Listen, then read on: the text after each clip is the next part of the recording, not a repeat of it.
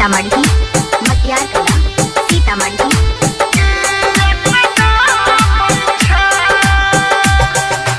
किया खाना बैठा ये जानो किया खाना बैठा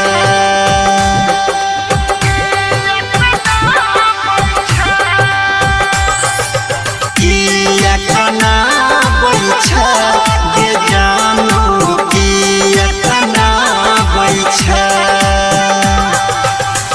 अपन बियाह के फोटो भेजी अपन बियाह के फोटो भेजी दिल में ओगिया लगा बैठा गे जानू ओगिया लगा बैठा किया खाना बैठा गे जानू किया खाना बैठा अपन बियाह के फोटो भेजी अपन बियाह के फोटो भेजी दिल में ओगिया लगा बैठा गे जानू ओगिया लगा बैठा किया खाना बैठा गे जानू किया खाना बैठा किया खाना बैठा ये जानू किया खाना बैठा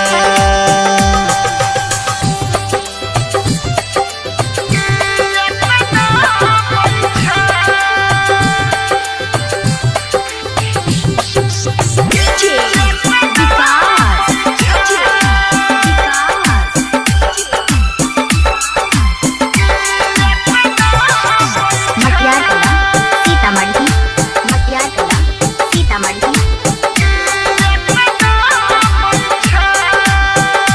दिल नहीं मानै छे हर पल कानै छे तोरा सिवाऊ केकरो नहीं जाने छे।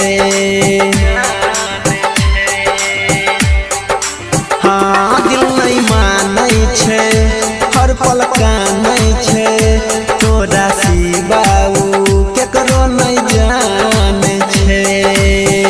याद दिलाई के काहे तोई हमरा याद दिलाई के काहे तोई हमरा पागल बनाबै छे गे जानू पागल बनाबै छे।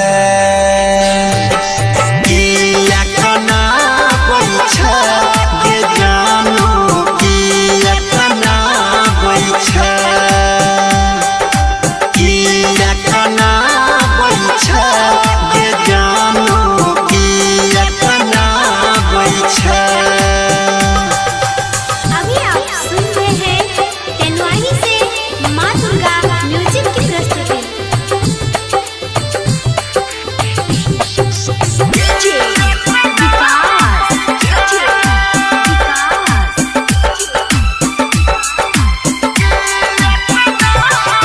मटियार कला सीतामढ़ी मटियार कला सीतामढ़ी।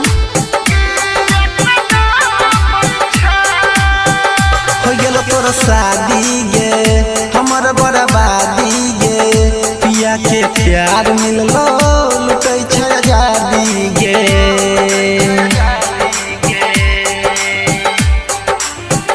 हो गेलो तोर शादी गे हमर बर्बादी गे पिया के प्यार मिललो लुटै छै आजादी गे। राइटर अंकित अनिल यादव के परवीन देवेंद्र अनिल यादव के मजाक उड़ाबै छे गे जानू मजाक उड़ाबै छे। किया खाना